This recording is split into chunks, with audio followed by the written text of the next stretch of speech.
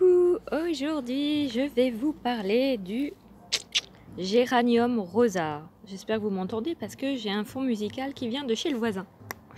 Donc le géranium rosa est formidable. C'est une plante qui nous vient d'Afrique du Sud. Elle a été cultivée en Chine et puis en Provence, à Grasse. Maintenant, aujourd'hui, on la trouve un petit peu partout. Et ce qui est formidable, c'est qu'elle a l'odeur de rose. Et oui, moi je me shoote aux odeurs des plantes tellement ça sent bon. Et donc moi je la mets dans une bouteille d'eau fraîche et donc mon eau sera aromatisée à la rose. Et donc vous pouvez aussi la faire sécher et puis l'hiver la saupoudrer vos tisanes de géranium rosa ou votre thé comme vous le souhaitez.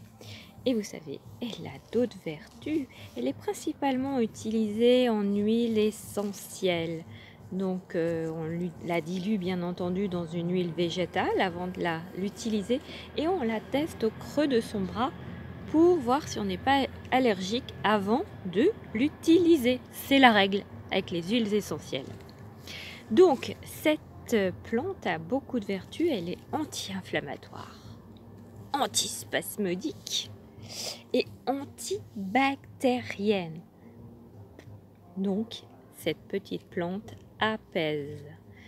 Et c'est fou ce que les plantes ont comme vertu. J'en reviens pas à chaque fois que je les étudie. Et donc, si vous avez des rhumatismes, vous pouvez vous passer de cette petite huile essentielle sur vos rhumatismes. Elle est aussi sur les tendinites aussi, et comme elle est elle décongestionne, elle est bien aussi pour les phlébites, la circulation sanguine, vous pouvez masser les jambes, et puis elle est très bien aussi, c'est un très bon anticellulite mesdames, ouais.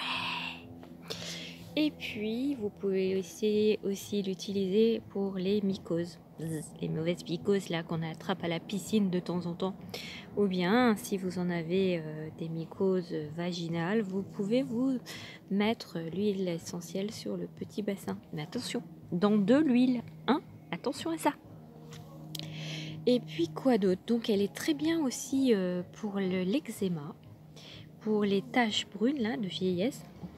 Je commence à en avoir aussi. Et les rides. Ah ouais, j'en ai aussi là, les rides. Donc voilà, c'était mon petit tuto sur le géranium rosa.